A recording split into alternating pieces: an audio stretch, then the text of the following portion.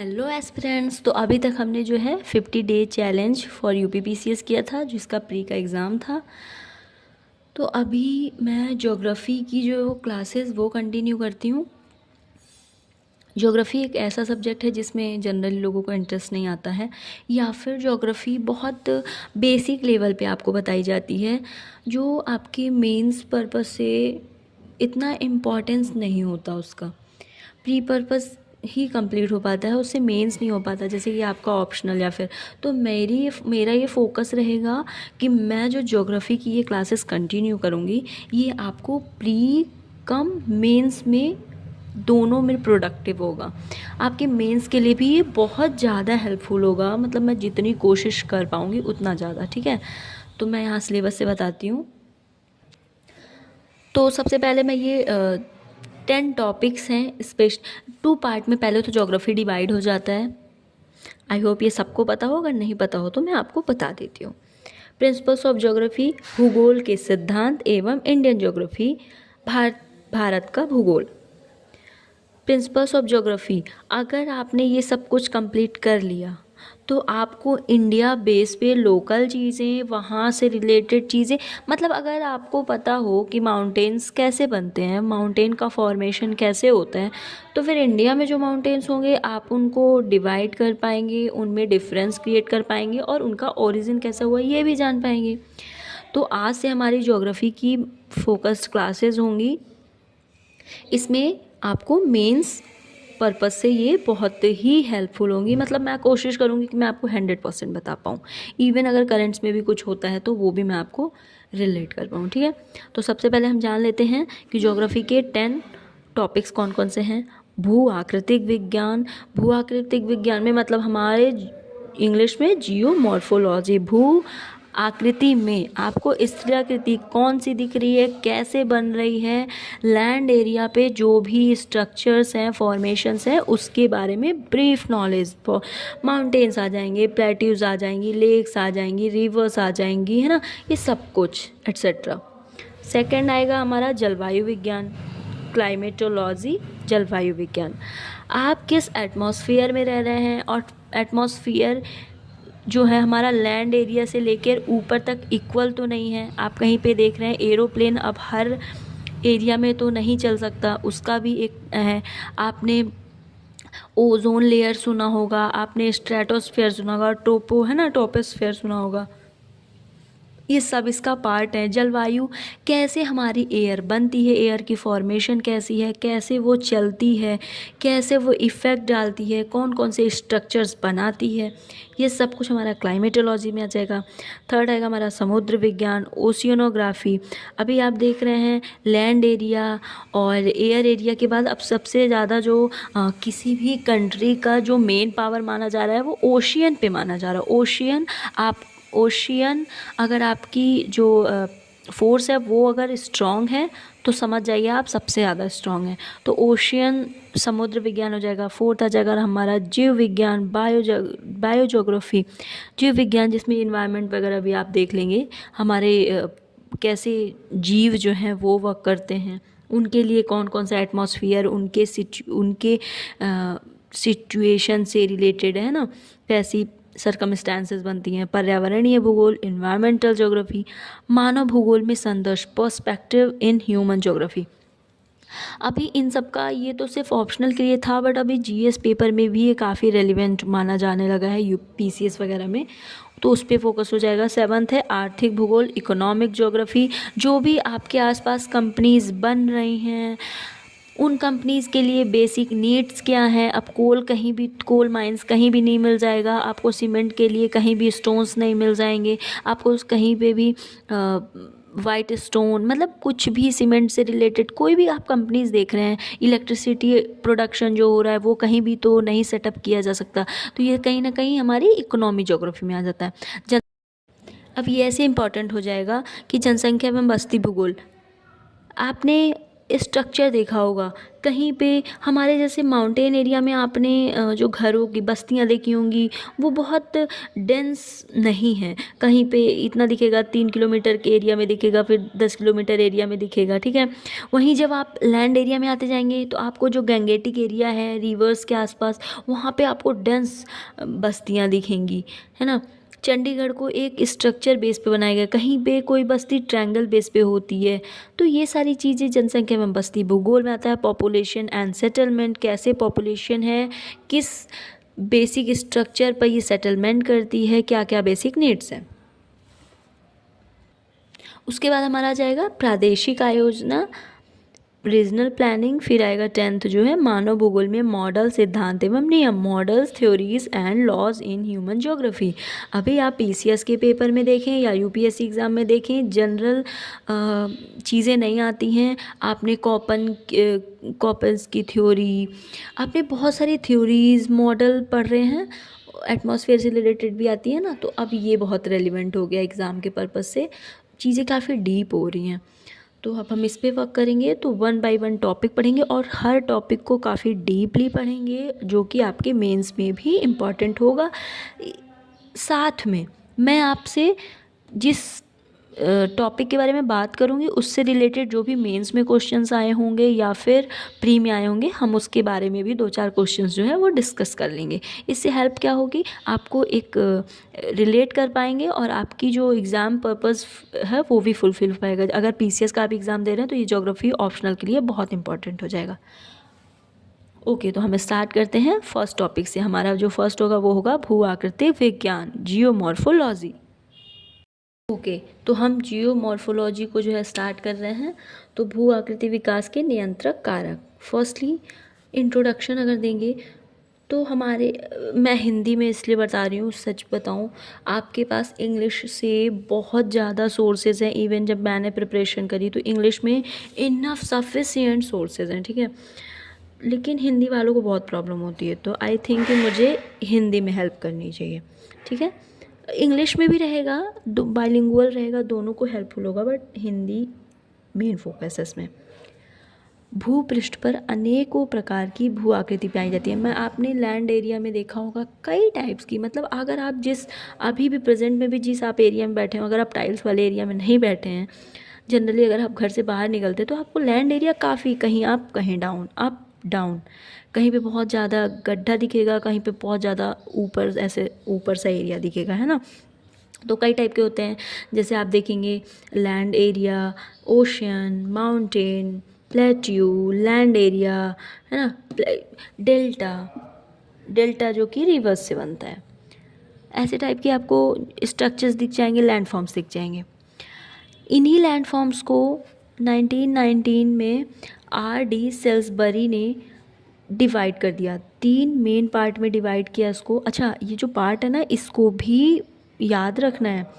क्यों? क्योंकि अभी क्वेश्चंस आते हैं कि जो हमारा ओशियन है या लैंड एरिया है वो कौन से पार्ट में आता है, फर्स्ट, सेकंड या थर्ड। तो ये आता है फर्स्ट में।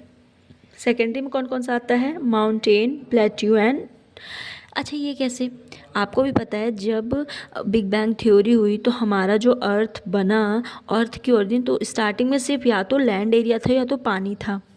जो हमारा प्लेट्यू, वो माउंटेन्स बना, वो क्या, दो पार्ट पे, जैसे 2 लैंड एरिया के, जैसे ये दोनों ये बीच में ओशियन है, ये लैंड एरिया है। ये जब दोनों टकराए तो जो वीक पोर्शन था वो नीचे चला गया, जो स्ट्रॉन्ग पोर्शन था वो रॉक जो है ऊपर चला गया। तो ये कहीं ना कहीं माउंटेन का स्ट्रक्चर ले रहा है ना, तो ऐसे हो गया पठार।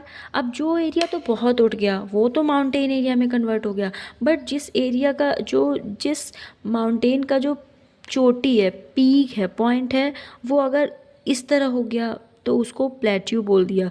जो एरिया इरोजन हो के क्योंकि वाटर, वायु से, जल से इरोजन, वेदरिंग, ये सब कुछ पॉसिबल है बहुत बड़े एरिया में, तो वो धीरे धीरे जो एरिया है कंटिन्यू वो प्लेन होता जाता है, तो उससे हमारा जो है वो मैदान बन जाता है, ठीक है। फिर थर्ड में हमारा आता है घाटियाँ, जलप्रपात, महाखड्ड, जो गॉर्जेस, कैनियन, डेल्टा, बालूस्तूप, हिमोड़, एस्कर, केम, ड्रमलिन। ये घाटियाँ बन गई। जलप्रपात बन गया मतलब वाटर का सोर्स बहुत ज़्यादा है तो कंटिन्यू वो जलप्रपात बन गया। अगर वो बहुत ऊपर के एरिया से गिर रहा है तो वो गॉर्जेस बनाता है ना। कैनियन बनता है। डेल्टा, जहाँ पे रिवर्स का, जैसे हमारा जो गंगा और ब्रह्मपुत्र है, उनसे वर्ल्ड का लार्जेस्ट डेल्टा बनता है, सुंदरबन का डेल्टा। बालू स्तूप मतलब जहाँ रिवर्स जा रही हैं, अगर उस एरिया में कंटिन्यू वो बह रही हैं, लेकिन अचानक से वो एरिया छोड़ दे तो वहाँ पे बालू सैंड एरिया बन जाता है। जैसे आप इलाहाबाद संगम जाएंगे तो आप हनुमान मंदिर से संगम जाने तक के बीच में बालू का सैंड एरिया बहुत लॉन्ग, मतलब बहुत ज़्यादा एरिया में देखेंगे। एस्कर, केम, ड्रमलिन, तो ऐसे ऐसे लैंडफॉर्म्स बनते हैं। अब कैसे कैसे प्रोसेस क्या है, फिर उस वेदरिंग और इरोजन से किस चीज़ से, जैसे पानी से किस किस टाइप के लैंडफॉर्म्स बन रहे हैं, एरिया बन रहे हैं, हम उनकी भी बात कर लेते हैं। ये इसलिए इम्पॉर्टेंट है क्योंकि ये प्री के क्वेश्चंस हैं। तो क्योंकि मुझे ऐसा बताना है कि प्री कम मेंस, मतलब प्री भी इससे फुलफिल और मेंस भी। तो अब हम फिर इसको अब नोट कर लेते हैं और एक एक चीज़ नोट करते रहेंगे, ठीक है। तो हम लैंडफॉर्म कैसे बनते हैं उसके लिए दो थ्योरीज मानी गई है, एक वेदरिंग से, एक डिपोजिशन से। डिपोजिशन मतलब जमाव से, एक तोड़ने से। अब आप एक बात बताइए, जैसे कि आपने, हाँ ठीक है, मैंने ये एक लैंडफॉर्म है, ये एक रॉक समझ लीजिए, ठीक है। ये इसका वेदरिंग करेंगे। वेदरिंग मतलब इसका घिसना, मतलब ये और अपर्दन होगा, इसका घिसना होगा। मतलब अब हम इसको कंटिन्यू अगर हम चाकू से इसका लेयर निकालते जाएंगे तो ये वेदरिंग हो रही है, ठीक है। ये वेदरिंग हो रही है तो इससे एक स्ट्रक्चर बना, मे बी अभी ये प्लेन है, एक स्ट्रक्चर अप एंड डाउन ऐसा कुछ बने, ठीक है। डिपोजिशन बना, फिर जो हम दूसरे लैंडफॉर्म की बात करते हैं वो डिपोजिशन से बनता है, मतलब नीचे पर से, मतलब कलेक्शन से। अब आप कोई एरिया इसको लेयर बाय लेयर इसका हटा रहे हैं तो जिस तरफ हटा रहे हैं तो कहीं ना कहीं वो भी एक स्ट्रक्चर बन रहा है। जैसे आप, ठीक है मैं खाने की बात भी करती हूँ, आपने लड्डू लिया, किसका, बूंदी के लड्डू का। आपने बूंदी का लड्डू लिया तो पहले तो वो एक स्ट्रक्चर बना है सर्कल, राउंड एरिया में ना, गोल वाला है। आप उसको तोड़ेंगे तो पहली बात तो जब उसको धीरे धीरे, अगर उसकी एक एक बूंदी भी आप निकालते जाते हैं तो उसकी वेदरिंग हो रही है, मतलब उसमें एक लैंड एरिया बन रहा होगा, ऐसे ऐसे स्ट्रक्चर कुछ कुछ बन रहा होगा। लेकिन आप क्योंकि ऐसे निकालते जा रहे हैं, टूट रहा है, तो जिस लैंड एरिया पे वो गिर रहा है कहीं ना कहीं वो भी एक स्ट्रक्चर बन रहा होगा। अब वो डिपेंड करता है कि वो पानी से हम वेदरिंग और डिपोजिशन की बात कर रहे हैं, या फिर एयर से बात कर रहे हैं, या फिर ग्लेशियर्स, हिमनदी से बात कर रहे हैं, है ना। तो उसी के बेस पे कौन कौन से मेनली स्ट्रक्चर्स बनते हैं हमने उसकी बात की है। तो सबसे पहले जो है वो प्रोसेस, वेदरिंग से कौन कौन से लैंडफॉर्म्स बनते हैं, तो प्रवाहित जल मतलब प्रवाहित जल मतलब जो वाटर जो है कंटिन्यू बह रहा है, जैसे हमारी रिवर्स हो गई, उससे बनती है घाटियाँ, गॉर्ज, कैनियन और जलप्रपात। हिमनदी, ग्लेशियर्स, उससे बनता है सर्क, जैसे हिमनद है, अब आप ग्लोबल वार्मिंग की वजह से वो मेल्ट हो रहा है, तो कहीं अगर पहले उसका स्ट्रक्चर ऐसा रहा होगा, मे बी उसका एक पार्ट मेल्ट हो गया तो उसका एक पार्ट ऐसे बन गया ना, तो कहीं ना कहीं स्ट्रक्चर्स, तो जनरली जो औसतन स्ट्रक्चर्स देखा गया है उन्हीं को परमानेंट नाम, मतलब नेम दिया गया, तो वो हो गया सर्क। अब जैसे कहीं की वेदरिंग, अगर कहीं का ऐसा था ग्लेशियर, बाई चांस जो बीच का स्ट्रक्चर है वही गायब हो गया, तो अगर वो स्ट्रक्चर गायब हो गया और ऐसे बन गया तो ये यू आकार की घाटी बन गई, है ना।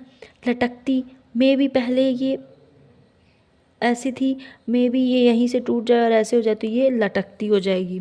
वायु, एयर हमारी सैंड एरिया में, या आप जनरली आइलैंड में देखेंगे कि वहाँ के स्ट्रक्चर्स बहुत सुंदर सुंदर से होते हैं, वो ऐसे ऐसे लगता है जैसे वेलकमिंग कर रहा है और नीचे से पानी जा रहा है, तो कहीं ना कहीं वो एयर भी उसने वेदरिंग की हुई है और वाटर ने भी कंटिन्यू बहते हुए वेदरिंग की हुई है, ठीक है।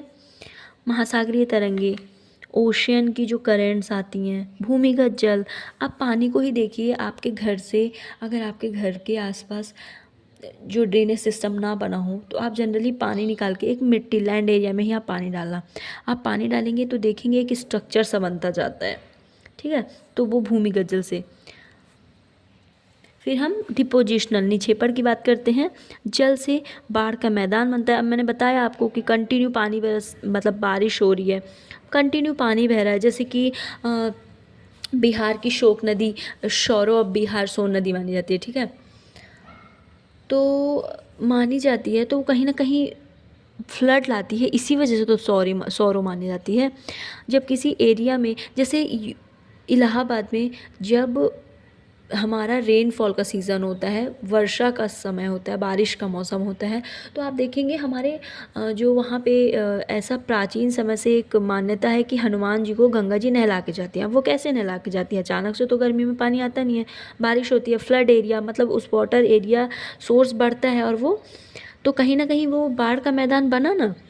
गोखुर झील, डेल्टा, हिमनदी, हिमोर, ड्रमलिन, केन, वायु से बालोस्तोप, बरखान, लोयस, इन सब के बारे में वन बाय वन हम बात करेंगे, लेकिन मैंने आपको ये नोट कराने के लिए, क्योंकि ये प्री पर्पज से भी इम्पॉर्टेंट है, ये नोट करते जाएंगे।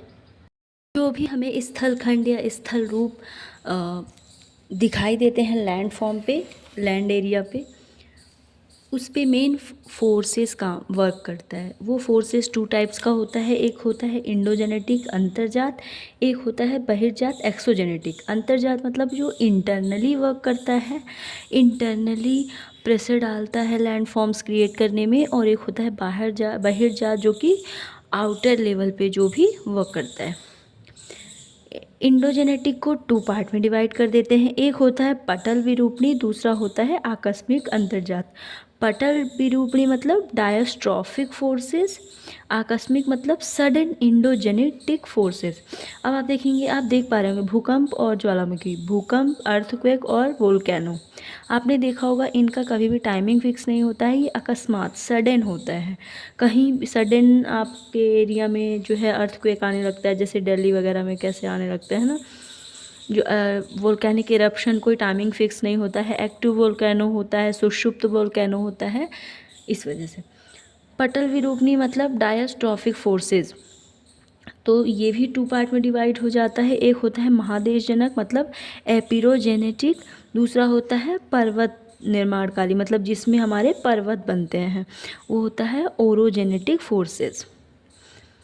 फिर उसके बाद जो ये महादेशजनक है, इसमें होगा है उत्थान एंड निमज्जन। उत्थान मतलब अपवर्ड फोर्स, उत्थान मतलब कोई भी चीज़, जैसे आपका ये दो एरिया है, ये सडनली ऊपर की तरफ उठ जाए, इसको उत्थान बोलते हैं, upward.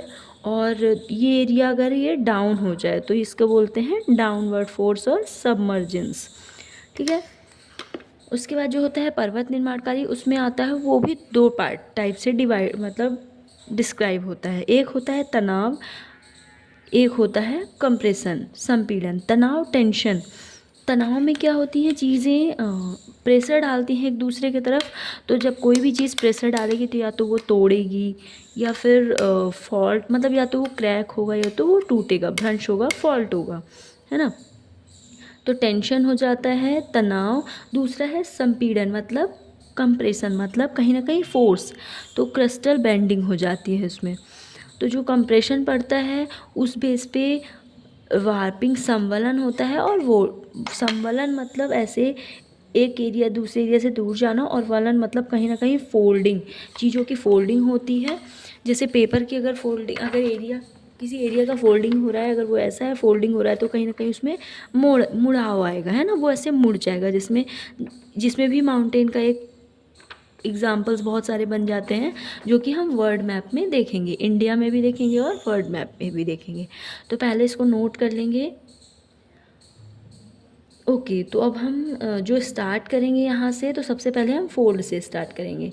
But for today thank you so much, हम कल और कंटिन्यू क्लास करेंगे। मैं छोटे छोटे पार्ट में करती हूँ ताकि आप बोर भी ना हो और आपको इंटरेस्ट आए क्लासेस को पढ़ने में और कंटिन्यू करने में।